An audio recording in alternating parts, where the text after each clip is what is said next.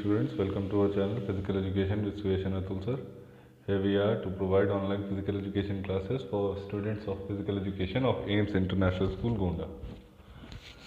In the last video, we discussed about healthy weight and calculating BMI and what is BMI. Today, we will continue with how to maintain healthy body weight. Hello, I am Suyesh and with the help of my co-teacher Atul sir, we are able to bring up this video. So let's begin. How to maintain healthy body weight, यानी body weight जो है उसको healthy कैसे रखा जाए. Goal setting. First point. Finding out your weight in relation to height lets you know if you need to gain or lose weight further. Once this becomes clearer, set a target for how much change you want to see within a month with the right diet and exercise. It is recommended that you start with smaller targets and raise your level with each successful phase. So हम अपनी body का जो wait है उसको healthy इस तरीके से बना सकते हैं कि पहले तो हमें जानना होगा कि हम मोटे हैं या पतले हैं. उसके अकॉर्डिंग मतलब हमारे पहले हमें वेट निकालना होगा अपने हाइट के अकॉर्डिंग. उसके बाद हमें डिसाइड करना होगा कि हम को मोटा होना है या पतला होना है, यानी वेट गेन करना है या वेट लूज़ करना है. एक बार ये डिसाइड होने के बाद फिर हमें एक मंथ का एक टारगेट बनाना होगा कि उस डेट पे उस मंथ की इस डाइट और इस एक्सरसाइज को हम फॉलो करेंगे पूरे इस 1 मंथ के लिए और उसको अचीव करेंगे जो भी टारगेट हमने सेट किया है. अच्छा, जब भी हम शुरू करें तो स्मॉलर टारगेट्स रखने चाहिए, यानी छोटे छोटे टारगेट्स रखने चाहिए. जैसे अगर आप जिम एक्सरसाइजेस की बात करें तो उसमें आपको पुशअप्स के जो सेट हैं वो रैपिड इंक्रीज नहीं, मतलब एक अचानक से आपको इंक्रीज नहीं कर देना है या हायर लेवल की एक्सरसाइज नहीं करनी है. छोटे छोटे टारगेट्स रखने हैं और उसको अचीव करना है और अपने लेवल को धीरे धीरे बढ़ाते चले जाना है एक बार जब हम उस टारगेट को अचीव कर लें. Health not wealth is the key. Though it is tempting to lose weight to look good, it is best to lose weight to be healthy.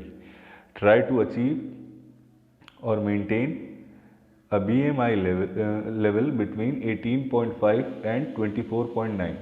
If you are male, your waist should measure less than 40 inches, and if you are female, your waist should be less than 35 inches. If your BMI or waist goes beyond these limits, you may face variety of health risk. So अब कह रहा है कि health main की है life की, जो की फैक्टर है बजाय की वेल्थ. सो ये बड़ा अच्छा लगता है कि हम वेट लूज़ करें अच्छा दिखने के लिए, या और ये सही भी है कि हेल्दी रहने के लिए वेट लूज़ थोड़ा करना चाहिए जो भी लोग मोटे हैं.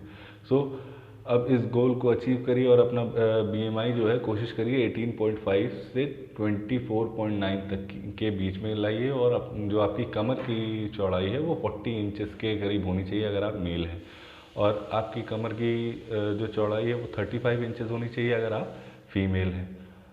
अगर आपका BMI आपके जो भी सेट लिमिट है यानी 24.9 से ज़्यादा आ रहा है तो आपको बहुत सारी हेल्थ प्रॉब्लम हो सकती है, हेल्थ इश्यूज हो सकते हैं. Next is control calories count. Cut 100 calories a day if you have exceeded your ideal weight. आपको अगर आपका वेट ज़्यादा है आइडियल वेट से तो आपको 100 कैलोरी पर डे कम करनी है, और अगर कम है तो यही इसका जस्ट उल्टा करना है. Change lifestyle for the better. Minor changes in lifestyle and behaviour towards exercise can help maintain body weight. Taking the stairs instead of lifts and escalators, walking reasonably distance instead of commuting by automobiles, taking part in physical activities, reducing the amount of time spent on electronic gadgets, etc. are some positive lifestyle changes that can be undertaken without investing extra time, resources and energy. सो अपने lifestyle को अच्छा बनाने के लिए, बेहतर बनाने के लिए उसमें कुछ बदलाव लाइए, चेंजेस लाइए. अब छोटे छोटे चेंजेस जो हैं वो लाइफस्टाइल और बिहेवियर में आपके बहुत सारी बदलाव ला सकते हैं और आपकी बॉडी को जो वेट है उसको मेंटेन रख सकते हैं. अब लिफ्ट और एस्केलेटर्स की बजाय सीढ़ियों से जाइए. छोटे छोटे डिस्टेंस जो आप पैदल चल के भी कवर कर सकते हैं उनको पैदल कवर कीजिए बजाय कि रिक्शा या किसी और ऑटोमोबाइल से. उसके अलावा कह रहा है कि फिज़िकल एक्टिविटीज़ में पार्ट लीजिए, और जो भी इलेक्ट्रॉनिक गैजेट्स आप यूज़ कर रहे हैं जैसे मोबाइल, लैपटॉप या कंप्यूटर या पीसी, उसको उसका जो टाइम है उसको थोड़ा सा कम करिए। ये कुछ ऐसे चेंजेस हैं जो आप पॉजिटिव लाइफस्टाइल के लिए अपनी तरफ से कोशिश कर सकते हैं। इसमें इन सारे एक्टिविटीज़ को करने में ज़्यादा टाइम, ज़्यादा पैसे या किसी चीज़ की या एनर्जी की ज़्यादा ज़रूरत नहीं पड़ती है। ठीक, इसको आप नॉर्मल अपने डे रूटीन में फॉलो कर सकते हैं। Get the support of those who matter, involve those around you in your plan to lose weight so that you have an unending source of motivation.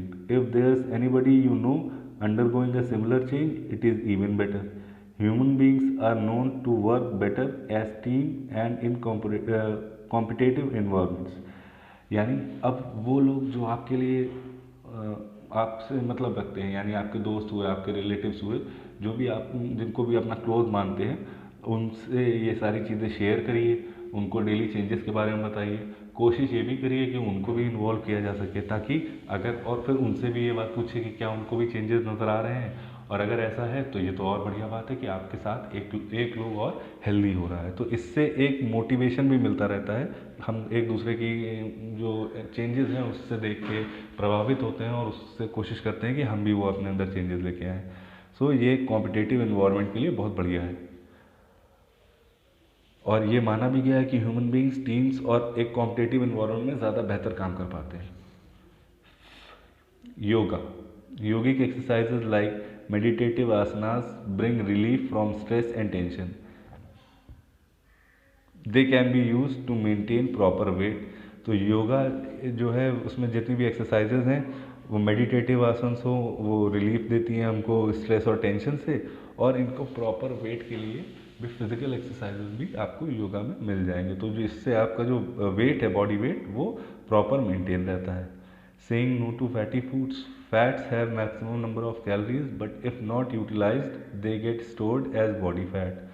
Fatty foods, especially junk foods, should be cut down from one's diet. तो अब fatty food को avoid करिए। Fats में जो होता है वो number of calories ज़्यादा होती है, जो कि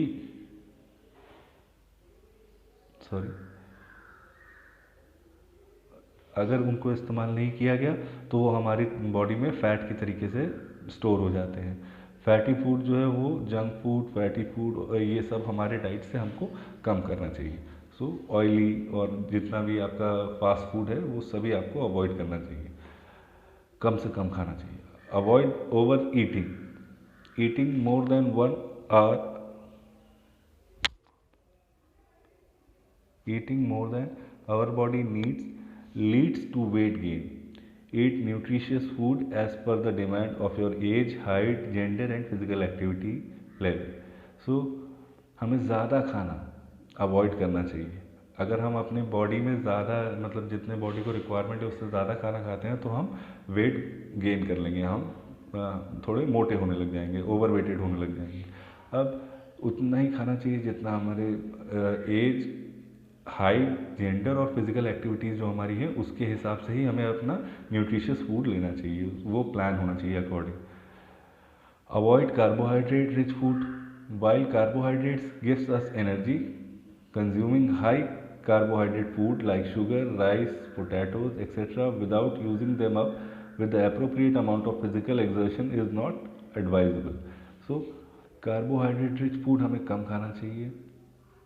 कार्बोहाइड्रेट हमको एनर्जी ज़्यादा देता है, और अगर हम ज़्यादा खाते हैं जैसे शुगर, राइस, पोटैटोज, तो और अगर इनका इस्तेमाल नहीं होता है proper physical amount of activity से, जो अगर ये यूज़ नहीं किया जाता है हमारे बॉडी के लिए, तो ये बहुत एक तरीके से आप कह सकते हैं हार्मफुल हो सकते हैं। बहुत सारी जो हेल्थ इश्यूज हमारे बॉडी को फेस करने पड़ सकते हैं। Eat the right number of meals, it is inadvisable to skip meals just so we can lose weight. The better idea is to eat smaller meals at frequent intervals with the portion matching the energy requirements. This means a heavy breakfast, a properly adequate lunch and light dinner. So जितनी number of meals यानी 4 meals जो हमारी decided हैं उनको हमें proper खाना चाहिए। लेकिन ऐसा नहीं करना चाहिए कि मतलब कोई मील हम स्किप कर दें, क्योंकि कई लोग ऐसे होते हैं जो ओबीस होते हैं या ओवरवेटेड होते हैं, तो वो पतले होने के लिए या वेट लूज़ करने के लिए अपने खाने को स्किप करने लगते हैं। तो इसकी बजाय प्रॉपर 4 टाइम की डाइट लेनी चाहिए, लेकिन जो हमारी जो अमाउंट है चारों डाइट का उसको हमें कम कर देना चाहिए।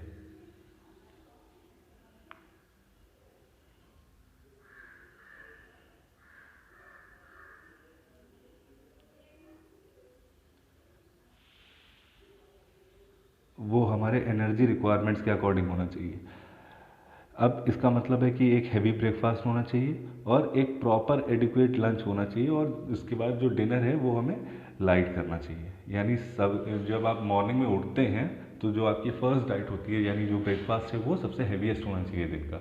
उसके बाद लंच में भी आपको प्रॉपर लंच करना चाहिए, लेकिन डिनर में आप इसको थोड़ा कम कर सकते हैं। Say no to alcohol. Alcohol is directly absorbed from the bloodstream and deposited as fat. It can thus increase weight and bloat your cheeks and abdomen. Even if it has to be consumed for social purposes, it must be drunk at minimum levels. The best approach, however, is abstinence. सो हमें alcohol को ज़्यादा मात्रा में नहीं लेना चाहिए, या एक तरीके से कहा जाए कि अगर कहीं ये आप पब्लिकली जा रहे हैं और सोशल पर्पस से आपको पीने को मिल रहा है तो जितना मिनिमम रिक्वायरमेंट है वो आप पी सकते हैं।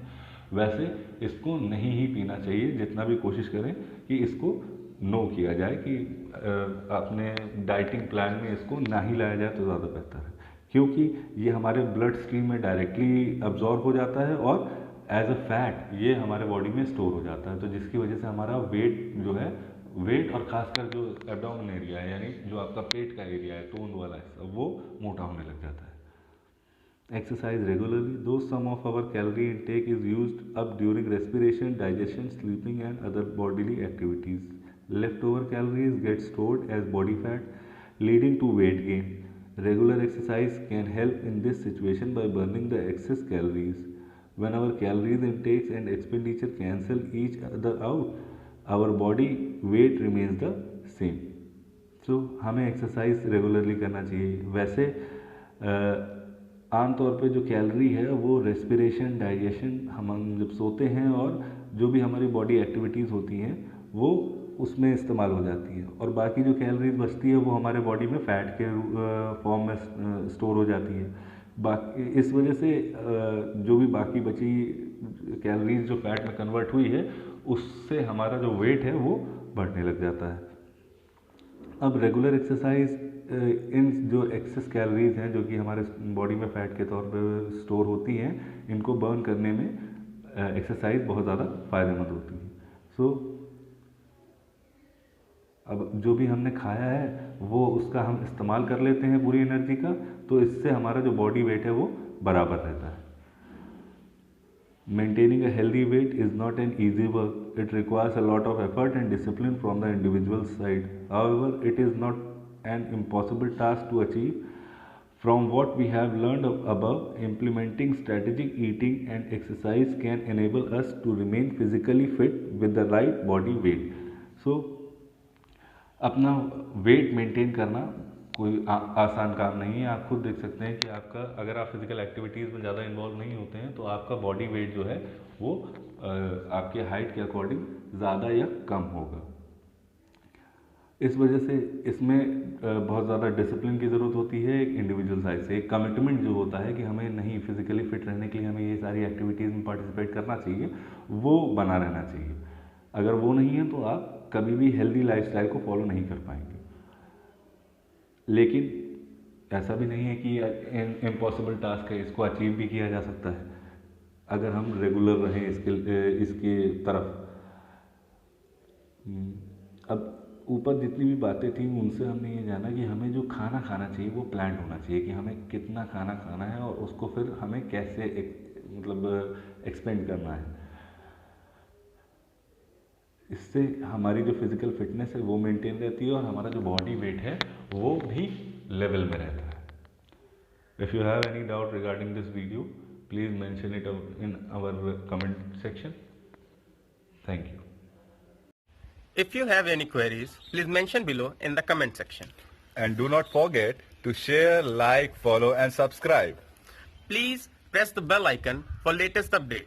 Thank Thank you for watching.